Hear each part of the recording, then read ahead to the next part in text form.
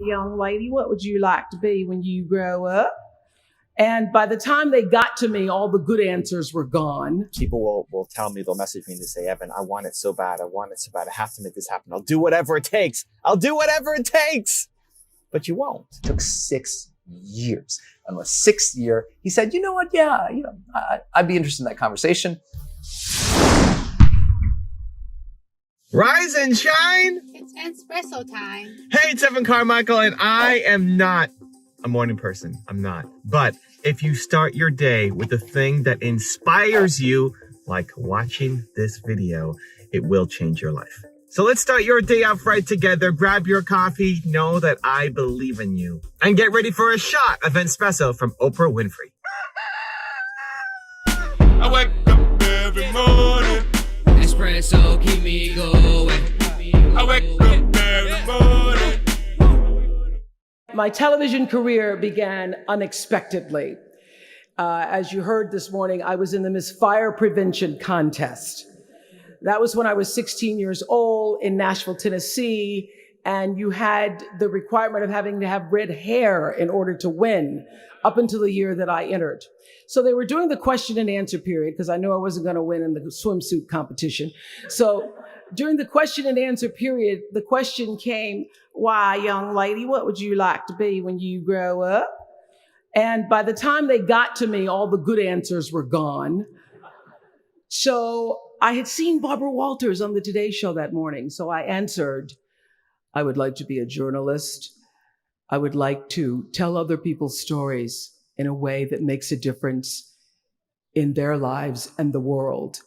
And as those words were coming out of my mouth, I went, whoa, this is pretty good.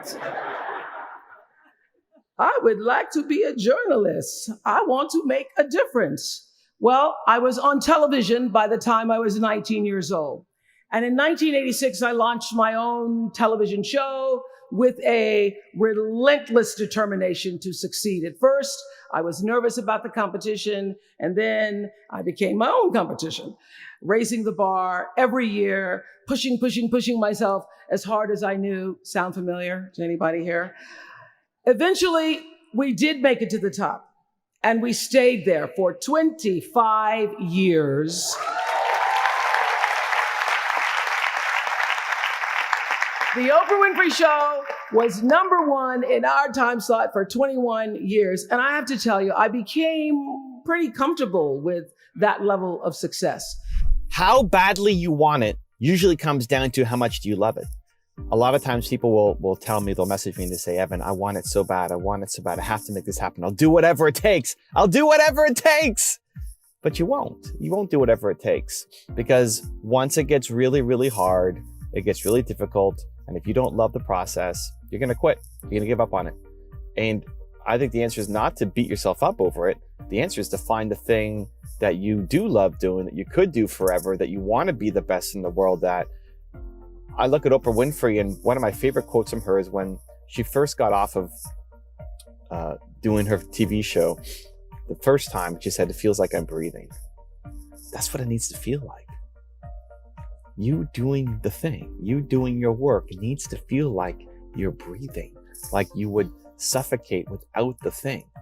That's how you can get up and go to work every single day and keep going. In Oprah's case, 25 years. That's crazy, because she loved doing the thing. And as soon as she stopped loving it, she had to move on and do something else. Even though she was at the top of her game, she had to move on and do something else because it wasn't as loving. It wasn't as fun as it used to be. I was doing my Movement Makers presentation last week, and I did a count of how many videos I had on my main channel. And as of last week, it was 10,663 videos on my main channel. 10,663 videos just on the main channel. Forget about the other ones that we've done. How? How do you make that much content?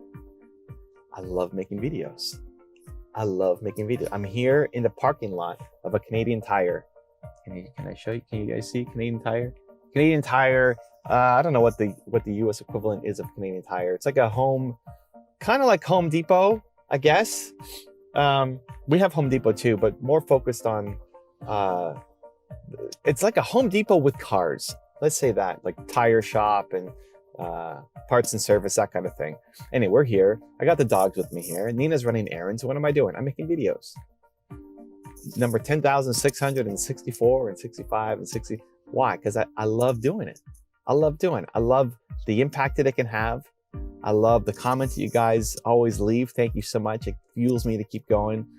And I love the actual work of making videos. Now, I wasn't very good at this. At the very beginning, April 2009, my first video on the main channel, I was not good. I was a nervous wreck. I wasn't good in front of the camera. I wasn't good behind the camera. I wasn't good at editing. I wasn't good at any of the things that go into making a video. And I quickly learned that I did not want to get good at editing. I needed to be around people who could edit. And so my friend Mark Drager helped me edit some of my videos. And then I did a bunch myself. And then I slowly started hiring. The first person I hired was a part-time editor because I knew I didn't want to get great. I wasn't good at it. And I did not want to get great at it. I did not love it. Being in front of the camera, I also wasn't good at it, but I wanted to get great at it. I wanted to get better at it.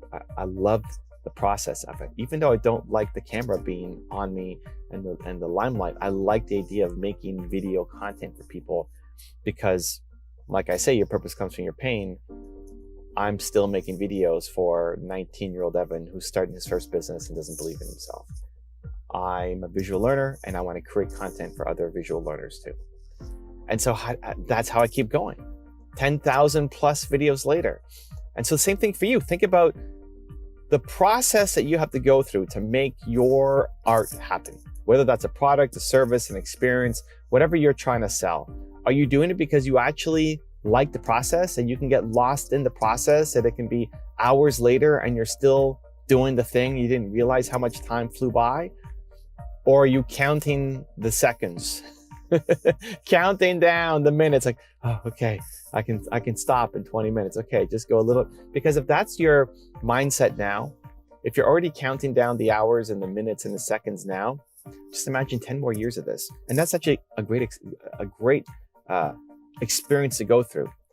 Imagine, I've been doing YouTube for, this is my 12th year. Imagine you spending the next 12 years doing the thing that you're doing right now. 12 years doing it. Sometimes it takes that long, right? You can maybe get there faster, but if you look at any successful entrepreneur, we see the overnight success, but in reality, it's a lot of hard work and a lot of effort. So imagine 12 more years, the thing you're doing right now, 12 more years of doing it. You're gonna do it for 12 more years. Are you excited by that? Or is it death to you? It's like, oh my gosh, I can't imagine doing that for 12 more years. If that's you, I could make videos for 12 more years. I will be making videos for 12 more years. Maybe it's YouTube, maybe it evolves to something else. Maybe Clubhouse becomes the new video platform as well, and that's where I'm spending all my time. But video for 12 more years, yes, count me in, I'm down. If the next 12 years of you doing what you're doing now sounds like torture, then you already know you need to get out now. Like, don't wait. Don't wait. Find the thing that you love doing, that you could get lost in, that you would be pumped to spend the next 12 years doing, and then go do that thing. Because when you can align your heart and your head is a thing that you love to do. Your heart is like, I could do that for 12 years easy, no problem. I'd love to wake up and do that. Your head is, I don't understand how to make it work. I don't know how to make money doing that. I don't know how to bring value to people with that. I don't know how to turn this into an income for myself. That's the head talking. And the head keeps you safe and keeps you small. When you can align them and say, I'm going to do this from the heart. I'm going to do this thing for the next 12 years because I love it. Head, come on board with me. Now help me figure out how to do it. Then your head will find smart ways of how to actually turn it into a full-time business, into a company that can afford to hire people, build out the mission, have a big impact around the world, whatever you want to create. You start with the heart and then you bring your head with you, both. And so if you look at any successful story, mine, Oprah's, whoever you look up to, look at their process. You're going to find somebody who's worked their tail off, but they don't consider it work. They don't consider it going to a job. They don't consider it something that they hate doing. They love it. They love it. Your heroes love the work that they're doing. And if you're doing it just as a strategy or just as a quick way to make a buck or a hot opportunity for this year, good luck. But you're most likely going to lose. That's how people go bankrupt. Where if you can flip it to say, no, I'm going to find the thing that I love doing. I love doing. It brings me deep passion and joy, and it serves others. And then inside of that, I'm going to figure out how to turn into a business that can make me money, support my family, and change the world. That's where you win. Now I've got a special bonus clip that I think you're going to enjoy. But before that, it's time for the question of the day. I want to know, what was your single biggest takeaway from this video and your plan of action for the next week? When you just watch a video and you get motivated, the sign says you have a 35% chance of following through. That's it, 35% chance. You're motivated, 35% chance of following through. But when you create a plan of action for what you're actually going to do, that jumps to 91% chance of following through. And when you commit to somebody else and make it public, that goes to 95%. Believe Nation, I want you to follow through. So tell me your single biggest takeaway from this video and your plan of action for the next week. Put it down in the comments below so I can celebrate you. Also, if you want to have more self-love, self-confidence, and self-belief, check out my 254 series. The sign says it can take up to 254 days of consecutive action to build a habit. I'm going to be with you every step along the way and send you a free video to help you build your self-belief and self-confidence. The link to join is in the description below. Your number one job is to become more of yourself. They think that success is supposed to happen like that. Become so skilled, so vigilant, so flat out fantastic at what you do that your talent cannot be dismissed. I remember seeing this way back. Oprah had Oprah.com. And I thought, how cool would it be to have your name, .com. Now, I sought this kid out. So I went to Brendan.com, and this guy, he had his resume up there. And that's all he had was a resume. So I emailed the guy, and I'm like, hey, man, I'd really love to own this website. Could I buy it from you? He goes, no, it's my name. I'm like, dang it. And he says, no, I got my mom. She's got, an email. We have an email associated with the domain. Right. All this stuff. I said, oh, man. All right. So I set it in my calendar. Every 6 months for 6 years. Whoa. My calendar would go off, and I'd email him again. Email him again. Email him again.